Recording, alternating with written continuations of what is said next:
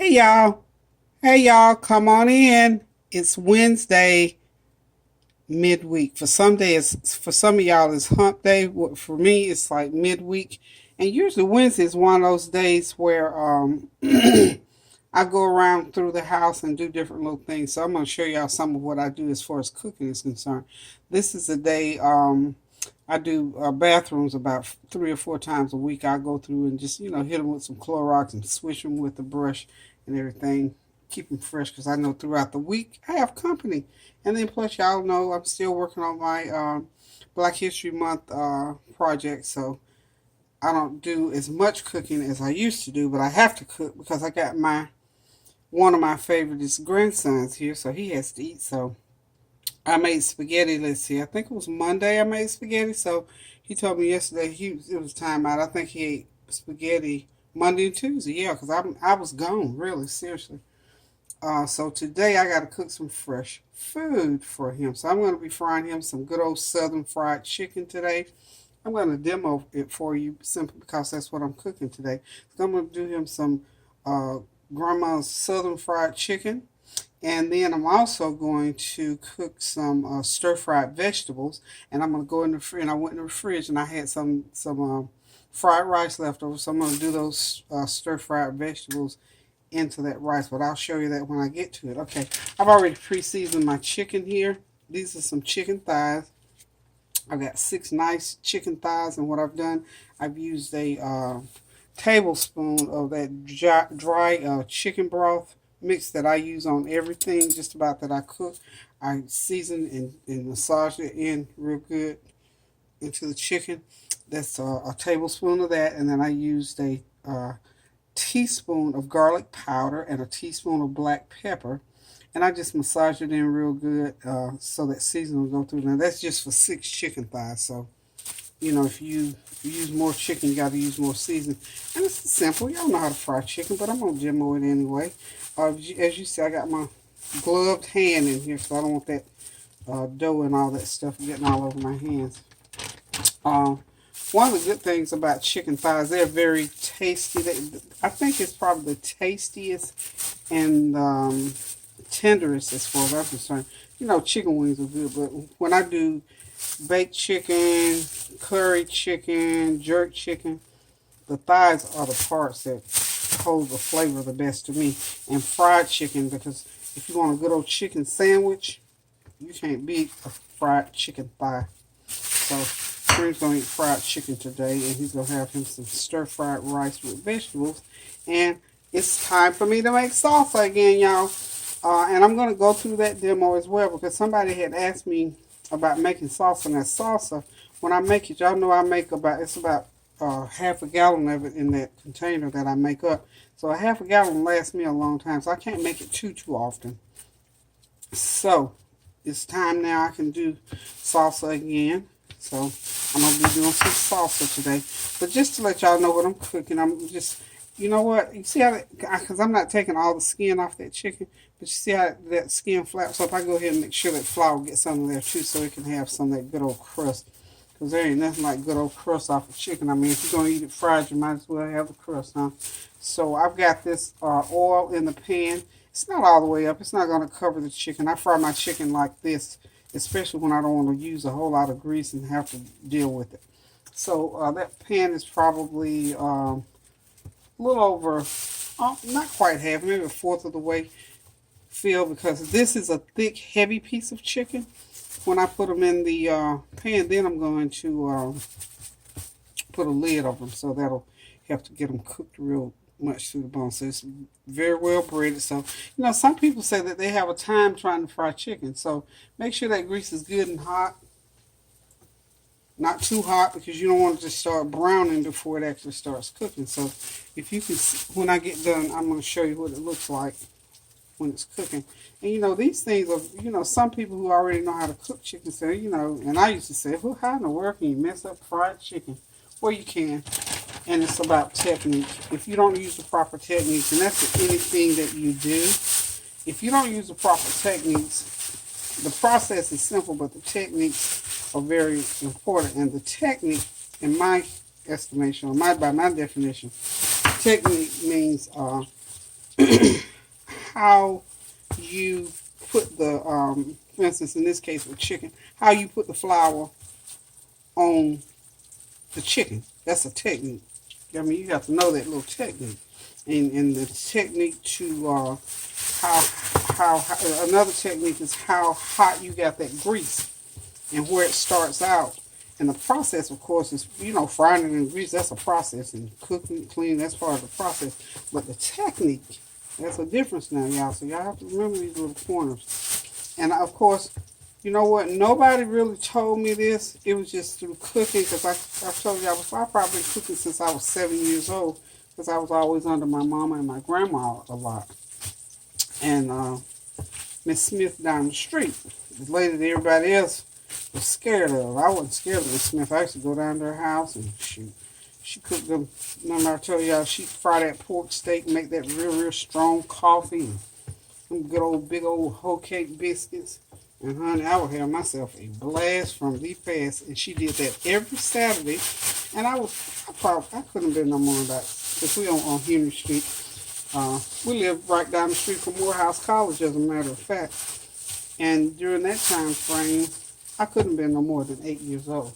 So anyway, I go down there and eat with Miss Smith, and I would watch Miss Smith cook that pork steak and those biscuits.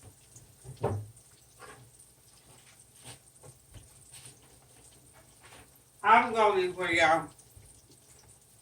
The sound just sort of faded out a little bit. Anyway, I got to get some more flour going in here. I didn't put enough flour in there to,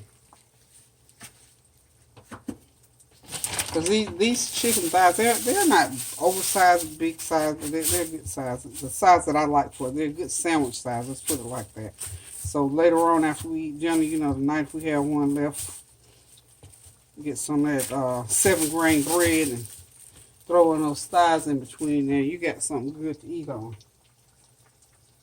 So we just get all the chicken in, and when we get everything in the pan, I'm going to show you what the chicken... See, again, it's about the technique, y'all.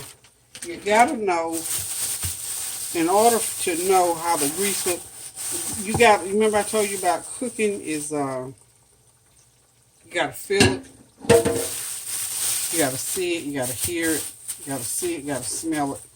So you got to know what hot grease not only feels like, but what it looks like. So that's a little thing that I do.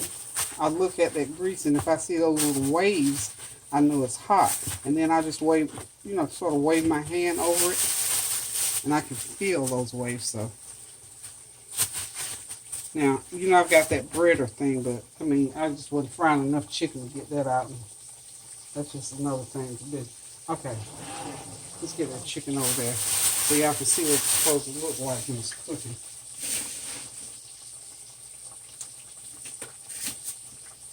I'm all down with my glove. Let's clean up a little bit of this flour here. You know me and Miss, I can't cook with it. I don't do too well. It's messy.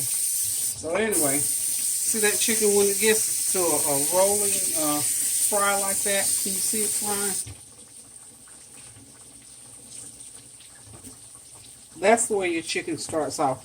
And that's when you know when your chicken is like that, frying like that, you got a pretty good thing going on, because anything more than that, you're going to burn it, and it's going to cook and burn long before it gets done. And nobody wants to bite down into, see that? That's frying chicken. Okay. Now, when I let that fry for about 5 minutes, I'm going to go ahead and put a lid on it, because what that lid will do, it'll go in there and cook that chicken all the way through. And then, about 5 minutes before I'm going to take it out, I'm going to take the lid off, so that makes sure that it's nice and crisp. Okay? So, that's just a little thing on frying chicken. And like I said, those are just some chicken thighs. So I'm going to go ahead and put it over here on the other burner. But now I need to get my stir-fried vegetable skillet all heated up. And what I'm going to be using for these stir-fried vegetables is some Food Lion stir-fry mix. Green pepper, yellow pepper, and onions. And all I'm going to do is heat that grease up real good. Probably got too much, so I can just pour it right now. I don't need that much grease. Got carried away on that deal. And be real careful when you put frozen stuff into hot grease. Because you know you're going to get a little splatter. So to be extra safe, just get you a little lid ready. Because I already know it's going to splatter. So I'm just going to set that lid right there. And this, you know, sometimes I go through this for beginning cookers. Because I notice when I'm dealing with my grandkids, trying to help them cook, they don't understand that if you drop that wet meat or that wet vegetable into that hot grease, it's going to splatter. Or if you're frying eggs and you got the heat too hot, they're going to pop back on you. Or if you're frying bacon and you start it out too high, it's going to pop. So now I know how to do it because I know stir fry stuff needs to be real hot. So I'm just going to only use about half of this bag. I'm going to go ahead and see how that. There's lots of grease popping out of that skillet, so I'm just going to do it like that for a minute. So do it like that. Okay. And what's happening there, that water, I mean, it's still sizzling and tearing off, but that water is going to calm that grease down a bit. That looks pretty. I just love that. That's a little pretty stuff. I love pretty things. So just see how it calm down. The safety about that is to have that lid. Just have it sit just like that. Just sit just like that. And then if it pops a lot, and then that'll keep some grease getting all over your stove. But when that happens too, then you got to clean the whole stove up again too. That's the other thing. Okay, to these stir-fried vegetables, I'm just going to add about a half a teaspoon. That's some of my dry chicken broth mix. Add some of that. And I'm going to add about a half a teaspoon of garlic powder. Because, you know, even though the rice is already cooked and seasoned, it's already fried rice. I'm just adding these extra ingredients. Just about a half a teaspoon of garlic powder. And this is going to be about a half a teaspoon, or about an eighth of a teaspoon, because you're going to need a lot, because the rice is already well seasoned. So about an eighth of a teaspoon. And of course, you know I'm adding all these ingredients for the flavor. Okay. That chicken is frying really, really good over there. And for me, for chicken thighs, I probably fry those chicken thighs almost about 25 minutes. Yeah, about 12 minutes on each side to make sure they cook all the way through. Okay, so they've been in there now a good 5 minutes. So we got another about 20 more minutes on that chicken. And it's frying real good. So what I am going to do at this point, I am going to go ahead and cover it. It's got my cover here. I'm going to cover it fried chicken. There's that one there. So what it is, nothing but seasoning. So you see those veggies, they're cooking up real nice. And they're going to wake that rice up. And just give that rice, just take that rice to another level. And you can keep this skillet here while you, because this is actually stir frying, but because it is frozen, you're going to get a little juice in there. And that's good. See that? That's good. But it's on high and it's cooking good. That juice will cook off in a minute, but I don't want all of it to cook off because I want it to wake that rice back up. And I've got it still on high. All the way up on high. This is perfectly seasoned. So this is a half a bag of, this bag here, so 8 ounces of the peppers and onions. These are good too. I haven't tried these. This is another one of those Food Line products. Okay, so got that going. And again, this is going to enhance a leftover dish. I had it all nice and wrapped in the fridge. That's some leftover yellow rice. I remember that yellow rice I made the other day. Well, you're seeing it again. And it already has some fresh bell peppers and onions in it. Not to worry.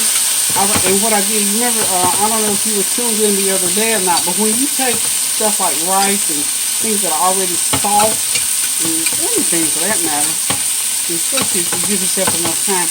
When you get ready to heat it up, put it into your microwave on the defrost cycle. That way, you don't recook it and get it all mushy. So what I did with this rice, it's good looking. It was good, just like it was, just like I said. To make it a little bit new, I'm just throwing these extra veggies in there, and it'll be. This is gonna serve as the vegetables, and I've got some leftover kale that I'm gonna be heating up because I love the kale. Y'all, I wish you could have written that. Seriously, that kale was so good, and I'm telling y'all, go to the store and buy you a bag of that pre-washed, already chopped up, cleaned up kale. Honey, put you a piece of some kind of cooking meat over in that pot and boil it up for about a good hour. Put you some dry chicken broth mix in there and throw that kale in there and let it cook for about an hour, and you got something on your hands. I'm telling you the truth. I'm still enjoying the kale. So guess what? Nobody likes the kale but me. Well, Kareem doesn't like it. So as you see it out here. So these veggies are just about ready. I'm going to let them sit there and rest for a few minutes. And of course, I got to taste one. Make sure they're seasoned like I want them. Yum, yum. They're ready. Turn that burner off. And I'm going to put that skillet there. I'm going to go ahead and do this. That is just enough veggies to add to that rice. So, this is part of my dinner for today. Because again, today I'm going to be out and about and doing things, so I'm not going to have time to come in and cook this evening. I don't want to have time to come in and cook this evening. I want, when I come back this evening, I want it all done, and I can come in and sit down and relax and enjoy. So, it's almost like a confetti rice. What y'all think? So, this is what I do, like I said, on Wednesdays. I go through my fridge and see what leftovers I've got. And the nice leftovers I had this time was some nice yellow rice. And I just added some veggies to it. Hope you were tuned in the days I did the yellow rice because I added eggs to it. So, I'm going to let that sit there. I am going to put the plastic back over it. And this is going to be part of dinner. So my yellow rice is ready. So I'm going to go ahead and take care of this chicken. When it's time to flip it, I'll come back and let you see what it looks like. So hang on. Okay, y'all, quickly, it's time to flip that chicken over onto the other side. It's golden brown. It's been cooking about 12 minutes. Got about 12 more to go, so it's cooked about 12 minutes on that one side. And again, I'm going to cook it about 5 minutes on this side with it covered. Then I'm going to take that lid off and cook it for the last 5 minutes, and it's going to be done because I would have cooked it about 25 minutes. So hang on. Okay, y'all, back by popular request is this the making of the salsa. Okay, so I'm just going to give you a quick demo on that. So you're going to get a double video today. Okay, so what I've done, I've chopped up the bell pepper, celery, and onion, 1 large bell pepper, 2 large onions, 3 stalks of celery, and these are those little Campari tomatoes. They are very good. Those are the best tomatoes I think that I've tasted yet that you can make that salsa with. It has kind of a little sweet taste to it, but they are very, very good. So anyway, I have a 2-pound box of those, but I only use probably 1.5 pounds because I'd already eaten some out of there. So this is going to be 1.5 pounds of tomatoes, and you see there the smaller ones, and they're very good with a little sweet taste to them. I'm going to be putting lime juice, garlic powder. I'm going to put some of my chicken flavored bouillon seasoning in there to boomp it up. So that's something new. So you can almost say this is a new salsa recipe because I'm adding something new. And the one of the old ingredients, of course, is a red pepper. And I'm going to be putting some vinegar in there. Now, the only thing that I don't have, and I just discovered, I don't have, I was going to say parsley, but it's not parsley. I'll think of it and it'll come back to me. But I know there's one ingredient I do not have. I'm going to have to learn about cilantro. Because, you know, salsa always those type dishes always have cilantro. So what I'm going to go ahead and do is start chopping the veggies. I've got them in my little Ninja chopper here, and get them chopped nice and fine. You can pulse it. Now if you want them thick and chunky, you can pulse it. I like mine like this. And as you can see already in the bowl, that's what's left from my last batch. So I'll leave that in there too. That's my little starter. This stuff lasts, I don't know, maybe 3 or 4 months, because that's as old as mine ever gets. It's about 3 months old. So I'm going to go ahead and get all this chopped up. So I did some of the bell pepper, celery, and onions. Now I'm going to come back with the tomatoes. So I do it like this in order to get it mixed up real good. So this helps me to mix it. So I end up with probably 2 containers of the tomatoes. Get those cut, just cut them because they're kind of small. Don't have to cut them that much. And when they come out, you know, they're almost tomato soup. If you want to chunk it, like I say, you can pulse it like that. But I like my salsa kind of where I can get it on the chips real good. Either way, it's good. If you got some thick, chunky pieces in there, that's okay, because you know what I told you. You can use this salsa on everything you eat. Huevos rancheros, you can cook it on meat. You can put it on burgers. You can put it on a grilled cheese sandwich. You can just eat some of this salsa over some nice steamed rice. Put your little seasoning and butter in that rice, and it's a whole meal. So, I mean, you can do a lot of things with it. So if you got chunks in there, it doesn't matter. So I'm going to go ahead and finish chopping the rest of this, and I'll be back to show you how to mix it together. Okay, y'all, I'm back. Everything's all chopped up. Remember, a large bell pepper, 2 large onions, 3 stalks of celery, 1.5 pounds of these compared, or 2 pounds if you got them on hand, 2 pounds of tomatoes, or if you don't want to buy those kind, if you want to buy just the individual tomatoes, 4 large tomatoes will do for that. Okay, chop it all up in your Ninja, and all this is the bell pepper, celery, and onions in here. And all I'm going to do right now is just start mixing. Alright, to this mixture, I've got to add some seasoning, of course. And I'm going to add 1 tablespoon of garlic powder. Tablespoon of garlic powder. And I'm going to do probably, it's going to be the equivalent of a teaspoon of, and you can add as much of the crushed red peppers as you want to, depending on how hot you like it. These peppers are hot, so I want to do about a half a teaspoon, because I want it to where everybody can enjoy.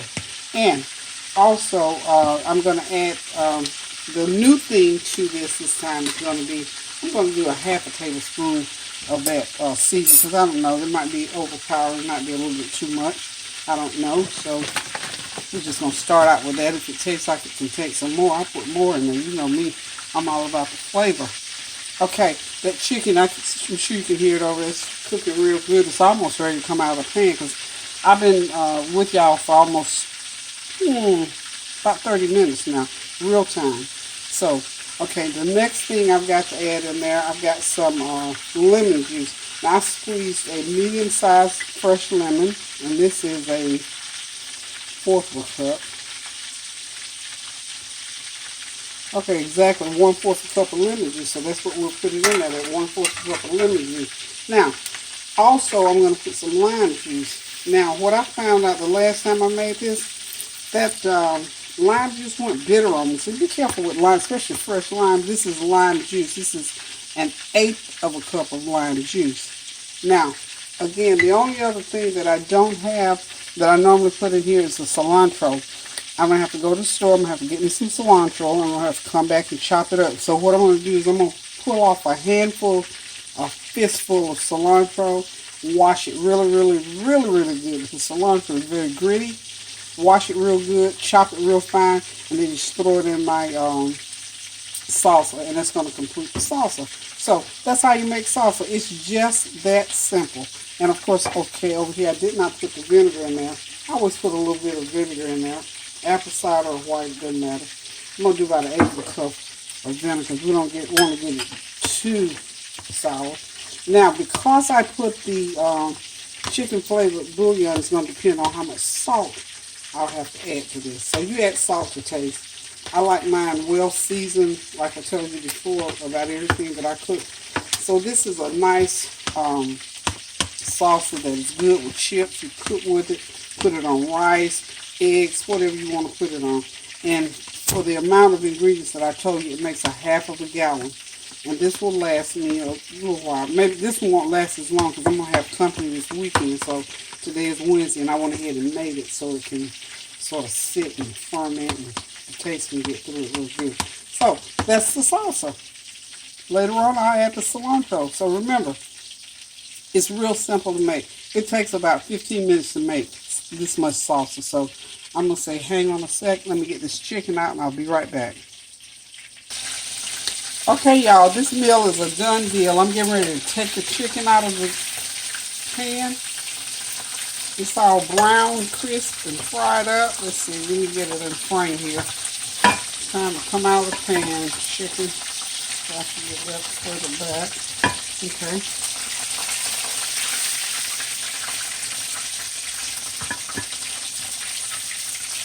Nice golden brown. Crispy. Grandma's fried chicken. This meal here, prep time and all, because it took 30 minutes for the chicken to fry. I'm going to say it took me, 30 minutes to fry the chicken. Prep time, probably 20 minutes. So we're going to say about an hour to do this meal. So as you can see, you can do a big healthy meal in an hour. Let's get that camera there. That was a focal point there, that fried chicken. So this is what's on the menu for dinner today. Fried chicken, confetti, and the operative word here, leftover fried rice. And I add the veggies to it. And that homemade salsa that I just whipped up on there for you. So even a meal like this that takes a little bit of time. Oops, there goes my usual flub for the day. Okay. But that salsa only took a good 20 minutes to do. And you got a gallon of salsa. I mean, where else can you get that? So now, because I got to get out of here and get some other work done outside the house, I'm going to leave this on the stove. Kareem can eat as he pleases. And when I come back this evening, I'm going to sit down, relax, and enjoy. So like I always tell y'all, keep those blessings going up, those prayers going up, rather, so the blessings continue to come down. I'm sure you heard about the latest shooting. We got to pray for our youth and make sure that we're just not giving lip service to what's going on with our youth. But like with everything else, we can't forget about them because our youth are still struggling, trying to adjust and work through the things that they have to work through. So just in general, let's all just pray for our young people, that they'll do better and focus on some better things. Those that are in our households, those who are children of our friends, and those who we don't even know, let's just keep them lifted in prayer as we do for all the other ills and the things that's going on in the world. So keep those prayers going up, y'all, so the blessings will continue to come down. So until I cook again, I'm going to say toodaloo, love y'all, and thanks for tuning in.